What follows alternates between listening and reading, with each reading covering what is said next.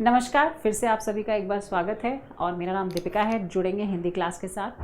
पिछली क्लास में मैंने थोड़ा सा आपको विषय के बारे में बताया था, सिलेबस के बारे में, पूरा ओवरऑल हिंदी के बारे में बताया था, जिसमें मैंने आपको काफ़ी चीज़ें बताई थी। ठीक है, तो मेरे ख्याल से याद होगा आपको, ये सारी चीज़ें मैंने पिछली क्लास में बताया था। व्याकरण के बारे में, भाषा के बारे में, फिर उसके बाद आपको हिंदी भाषा देवनागरी लिपि के बारे में, फिर पूरा सिलेबस आपके साथ कंसल्ट किया था।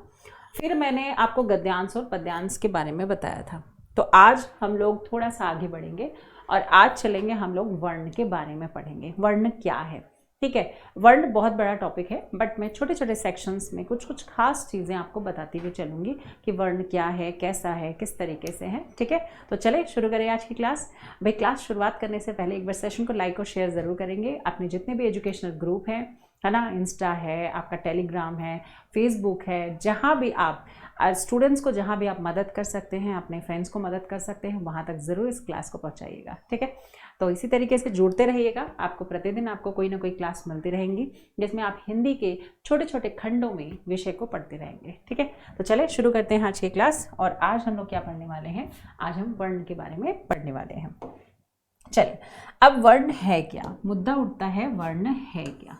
वर्ण जब हम पढ़ते हैं तो वर्ण के कुछ बेसिक कॉन्सेप्ट्स मैं आपको आज बताती हूँ कि वर्ण है क्या। ठीक है, अगर हम वर्ण की चर्चा करते हैं तो सबसे पहला मुद्दा उठता है, वर्ण है क्या। ठीक है, तो पहला प्रश्न आपका, वर्ण क्या है? ठीक है, तो पहले हम वर्ण पे चर्चा करते हैं। और दूसरा प्रश्न उठता है, अक्षर क्या है? कभी आपके दिमाग में आता है कि वर्ण और अक्षर दोनों अलग अलग हैं कि क्या है? तो चलो इन्हीं पे चर्चा करते हैं, वर्ण क्या है और आपका अक्षर क्या है। ठीक है, जब हम वर्ण की बात करते हैं तो वर्ण में आपके दिमाग में आता है, वर्ण एक भाषा की सबसे छोटी इकाई है। ठीक है, तो अगर इसकी मैं सबसे पहले बात करूं तो पहला पॉइंट आपको ध्यान में रखना है। क्या पॉइंट याद रखना है कि वर्ण का अर्थ क्या होता है? इसका अर्थ होता है, सबसे पहले हम अर्थ की बात कर रहे हैं। अर्थ क्या है इसका?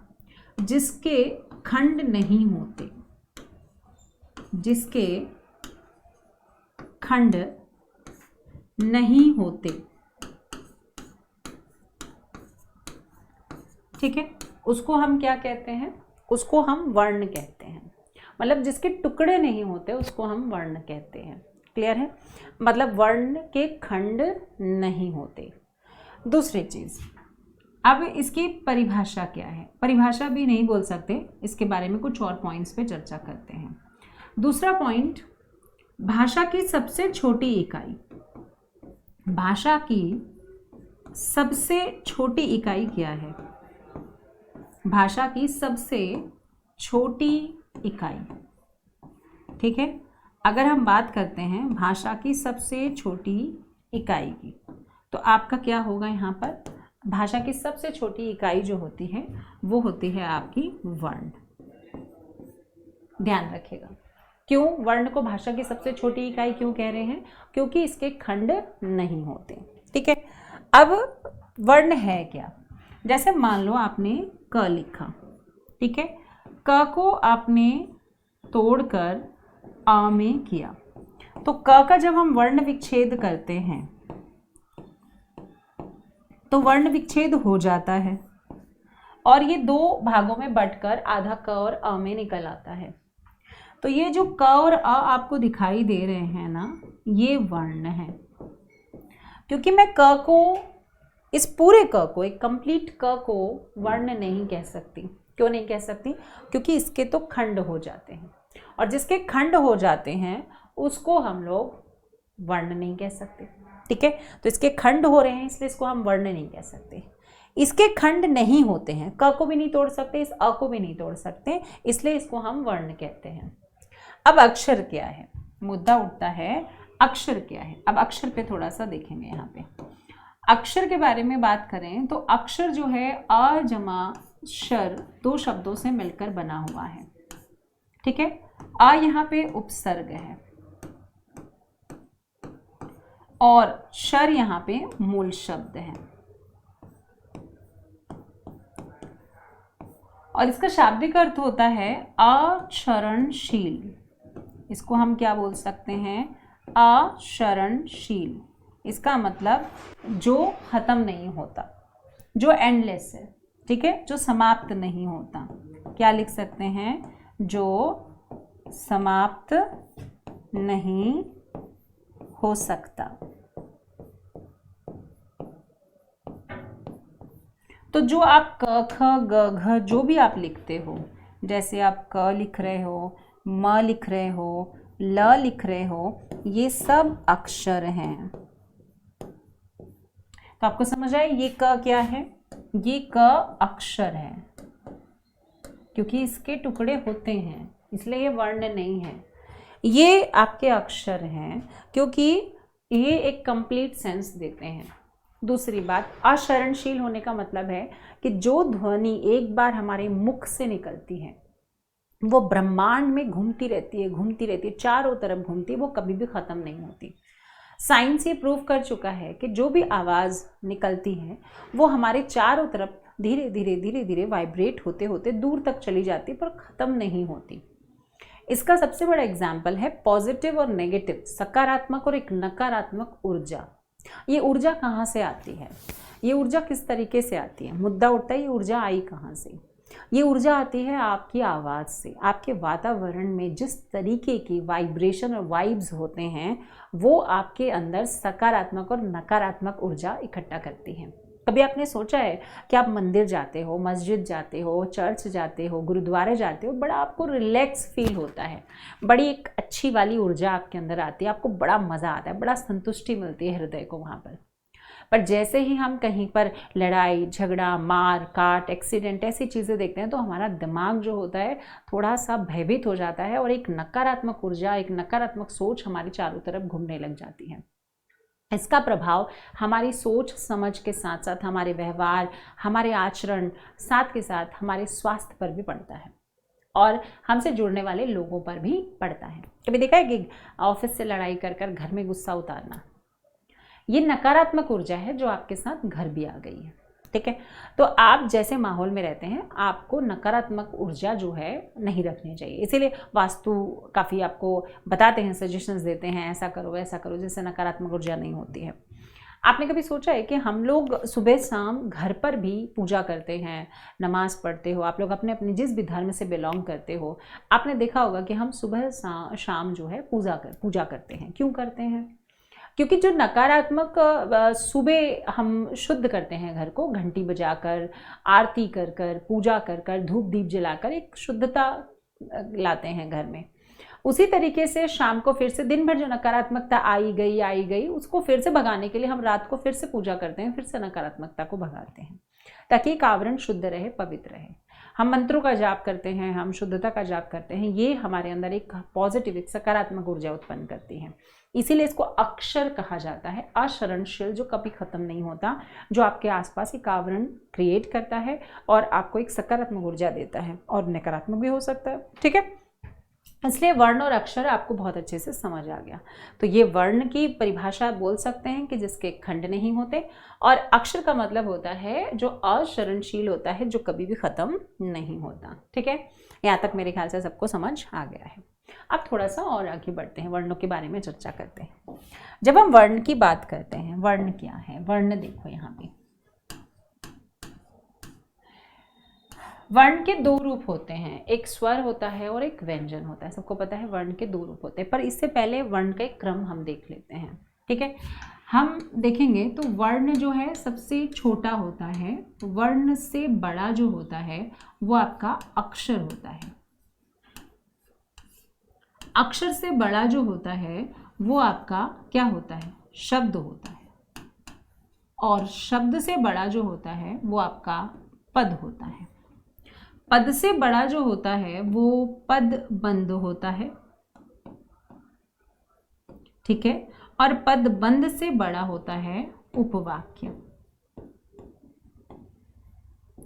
और उपवाक्य से बड़ा होता है वाक्य।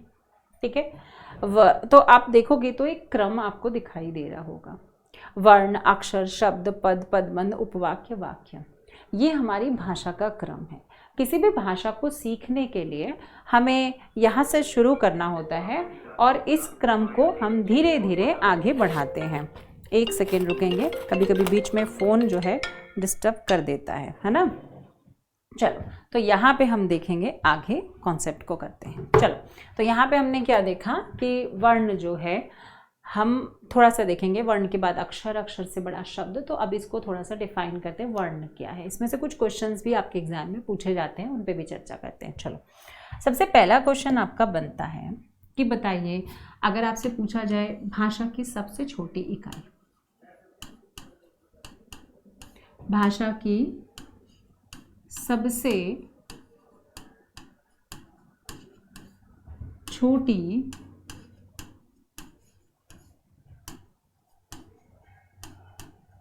इकाई है ना, तो भाषा की सबसे छोटी इकाई जो होती है वो होती है वर्ण।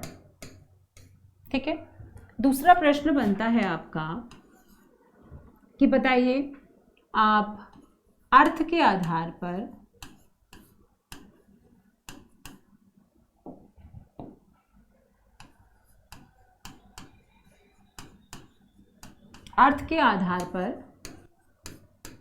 भाषा की सबसे छोटी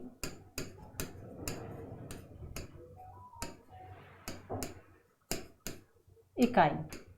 ठीक है, अब यहाँ पे देखोगे भाषा की सबसे छोटी इकाई, तो इसमें क्या आंसर लिखेंगे। यहाँ पे हमारा क्या था, वर्ण। यहाँ क्या हो जाएगा, छोटी इकाई आपकी, यहाँ हो जाएगा आपका शब्द। ध्यान रखिएगा, क्वेश्चन को थोड़ा सा समझिएगा। ठीक है, तो अर्थ के आधार पर भाषा की सबसे छोटी इकाई। देखो, वर्ण का अर्थ नहीं निकलता है। मैं इसको अगर क लिखती हूँ, म लिखती हूँ, तो ये अक्षर है ना, मतलब वर्ण भी बोल देते हैं, तो इनका कोई अर्थ नहीं निकलता। जैसे ही मैं इनको जोड़ देती हूँ तो ये एक शब्द बन जाते हैं और इन शब्दों का एक अर्थ निकलता है, कम माने थोड़ा, मीनिंगफुल हो जाते हैं ये। ठीक है, इसलिए भाषा की सबसे छोटी इकाई वर्ण होती है। वर्ण से बड़ा अक्षर होता है और अक्षर से बड़ा शब्द होता है, वो भी ध्यान रखिएगा। अर्थ के आधार पर भाषा की सबसे छोटी इकाई होती है आपका शब्द। इसी क्वेश्चन को थोड़ा सा चेंज कर दें और अगर मैं ये कहूँ कि अर्थ के आधार पर, है ना, पूरा लिखना पड़ रहा है मुझे, कोई बात नहीं, पूरा लिख देती हूँ तुम लोगों के लिए। अर्थ के आधार पर भाषा की सबसे बड़ी इकाई, अब किसकी बात करेंगे हम लोग, सबसे बड़ी, तो क्या आंसर आ जाएगा हमारा यहाँ पे, सबसे बड़ी होता है वाक्य। ध्यान रखिएगा, क्या हो जाएगा, वाक्य। भाषा के आधार पे सबसे बड़ी इकाई अर्थ के आधार पे, जिसका एक सेंस निकलता है। जैसे यहाँ पे एग्जाम्पल लेते हैं, ये कम शब्द था, शब्द। अब मैं कहूँगी मैं कम बोलती हूँ या मैं कम खाती हूँ।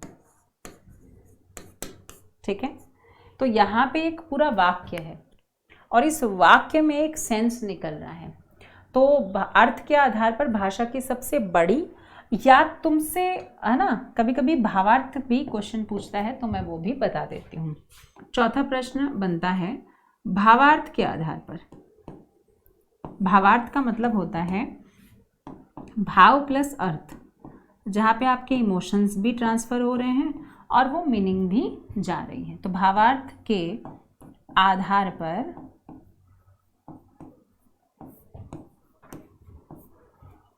सबसे बड़ी और सबसे छोटी, दोनों का आंसर सेम है। सबसे बड़ी हो तो भी और सबसे छोटी हो तो भी, क्या आंसर होगा पता है आपका, वाक्य।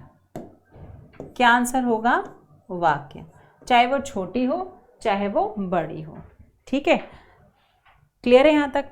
तो सबसे छोटी और बड़ी दोनों कॉन्सेप्ट में आपको इसी की बात करेंगे। ठीक है, सबसे बड़ी और सबसे छोटी, तो पहला, दूसरा, तीसरा और चौथा, यहाँ तक क्लियर हो गया, सबको समझ आ गया।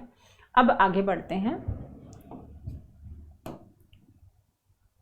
नेक्स्ट पॉइंट पे। अब इसमें से कभी कभी आपको क्वेश्चन आपसे पूछ लिया जाता है, तो भाषा की सबसे छोटी इकाई है ना, अर्थ के आधार पे भाषा की सबसे बड़ी इकाई, तो इस तरीके के कॉन्सेप्ट्स आपसे एग्जाम में पूछे जाते हैं। यहाँ तक क्लियर है बच्चा? यहाँ तक समझ आ गया आपको कि किस तरीके से क्वेश्चंस पूछे जाते हैं? ठीक है, तो यहाँ पर आपको ध्यान रखना है कि इस तरीके के क्वेश्चन यहाँ पर आपसे एग्जाम में पूछे जा सकते हैं। ठीक है, अब थोड़ा सा बढ़ते हैं, एक दो कॉन्सेप्ट और करते हैं। अब आपको हमारी हिंदी की लिपि जो है, हिंदी की लिपि सबको पता है, हिंदी की लिपि हमारी देवनागरी है। हिंदी की लिपि क्या है? हमारी देवनागरी। ठीक है,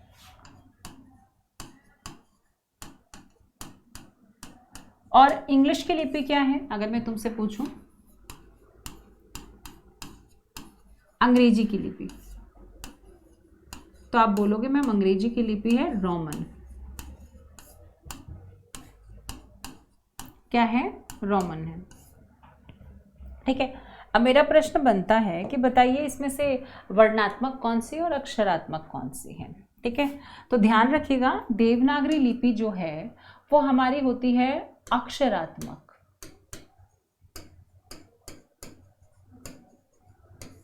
कैसी लिपि है? अक्षरात्मक लिपि है। और जो अंग्रेजी की लिपि है वो आपकी क्या हो जाती है? वर्णात्मक लिपि हो जाती है। वो अक्षरात्मक हो जाती है और ये वर्णात्मक हो जाती है। अब अक्षरात्मक क्यों है, वर्णात्मक क्यों है, मुद्दा उठता है, इसको भी जानना ज़रूरी है। ठीक है, देखो यहाँ पे कॉन्सेप्ट समझते हैं। जब हम अक्षरों का प्रयोग करके लिखते हैं, जैसे मैं एक कुछ एग्जाम्पल लिखती हूँ, मान लो मैंने यहाँ पे राम लिखा। ठीक है, अब मैं राम कैसे लिख सकती हूँ? अगर मैं इसका वर्ण विच्छेद करती हूँ, र जमा आ जमा म जमा अ, क्या मैं ऐसे लिखूंगी? नहीं ना। मैं कैसे लिखूंगी? हिंदी अगर मुझे लिखनी है तो मैं किसका प्रयोग करूंगी? मैं इसका प्रयोग करूंगी, इसका नहीं। ये वर्ण विच्छेद है ना? क्या है ये? वर्ण विच्छेद है। और मुझे अगर अपना नाम लिखना है तो मैं इस तरीके से नहीं लिखूंगी, मैं इस तरीके से लिखूंगी। ठीक है, तो ये जो है ये आपकी अक्षरों के प्रयोग से लिखी जा रही है ना? अक्षर है ना, ये वर्ण थोड़ी है, अक्षरात्मक है। पर जैसे ही हम इंग्लिश की बात करते हैं, इंग्लिश में मुझे अगर राम लिखना है, RAMA, एक्चुअली इंग्लिश में रामा होता है, राम नहीं होता है। ठीक है, तो मैंने यहाँ राम को कैसे लिखा है? वर्ण विच्छेद कर कर।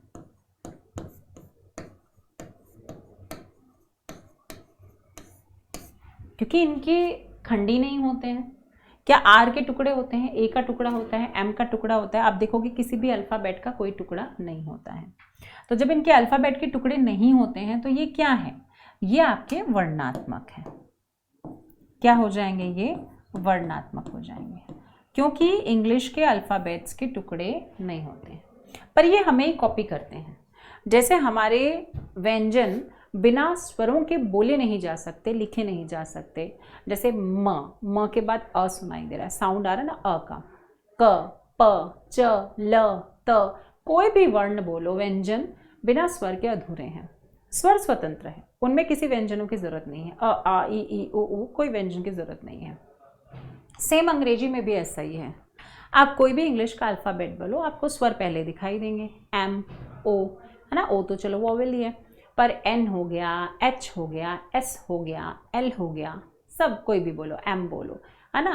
पी बोलो, पी में प पहले आ रहा है, ई बाद में आ रहा है। ठीक है, तो कॉमन सेंस क्या है कि ये भी बिना स्वर के अधूरे हैं। इनके कॉन्सोनेंट भी बिना वॉवेल्स के अधूरे हैं, पर इनके टुकड़े नहीं होते, इसलिए इनको हम वर्णात्मक कहते हैं, है ना?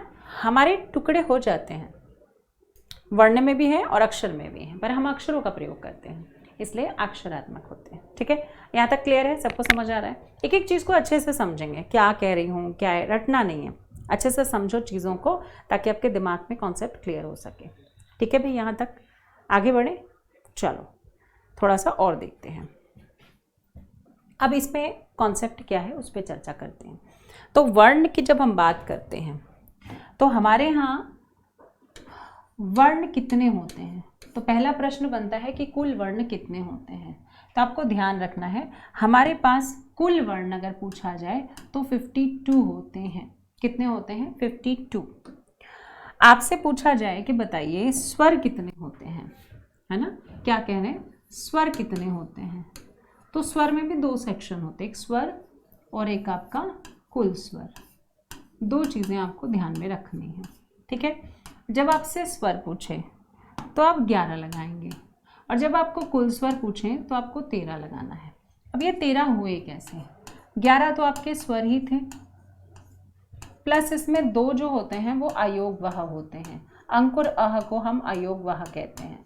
अब नेक्स्ट क्लास में वो सारी चीज़ें मैं आपको चर्चा करूँगी, ठीक है। इसके बाद हम लोग जोड़ते हैं किसको? व्यंजन।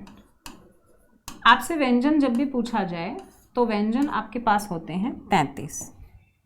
कितने होते हैं? 33 होते हैं, ठीक है। इन 33 व्यंजनों में 3 चीज़ें इंक्लूडेड होती हैं। क्या इंक्लूडेड होती हैं? पहला आपको ध्यान रखना है स्पर्श व्यंजन। स्पर्श व्यंजन होते हैं 25। दूसरा आपका इंक्लूड होता है अंतस्तः व्यंजन, जो होते हैं 4। फिर आपका होता है ऊष्म व्यंजन, जो होते हैं 4। इनको अगर आप टोटल करोगे तो 33 निकलेंगे, ठीक है। अब बात करते हैं इसके बाद संयुक्त व्यंजन।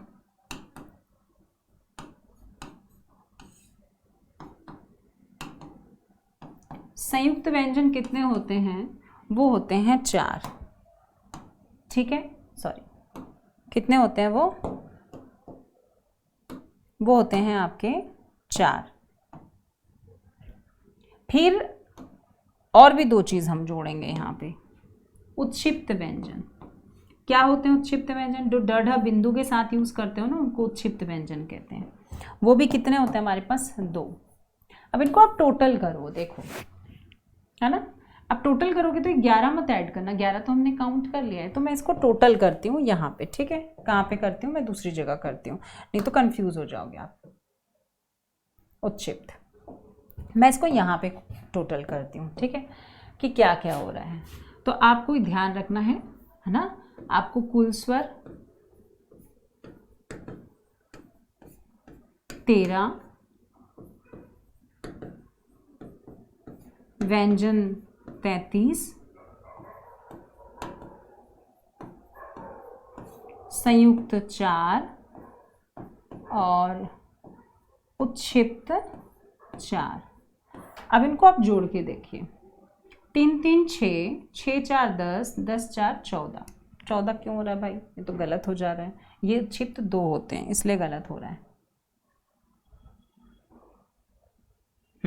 उत्क्षिप्त 2 होते हैं, 4 नहीं होते हैं, ठीक है ना। 3 3 6, 6 4 14, 14 2, सॉरी 6 और 4 10, 10 2 12, 12 का 2, हसल पाई 1 आ गया, ठीक है।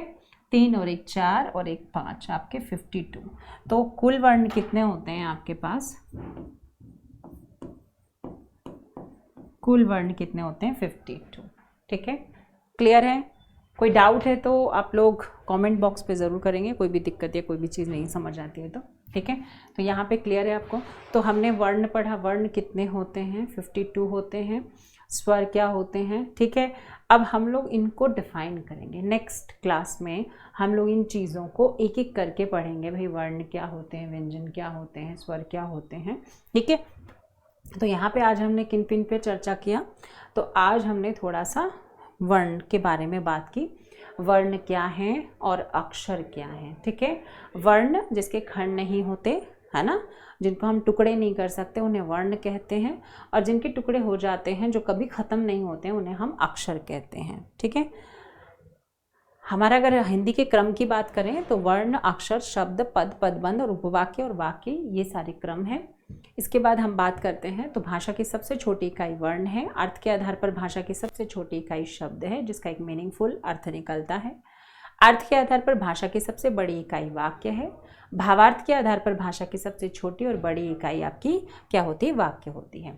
इसमें कभी कभी आपको एग्जाम में ऐसा भी पूछ सकता है कि बताइए भाषा की सबसे छोटी मौखिक इकाई क्या है? तो मौखिक इकाई होती है ध्वनि और लिखित इकाई होती है वर्ण। ठीक है, तो ध्यान रखना, मौखिक और लिखित पूछेगा तो भी उसको ध्यान में रखिएगा।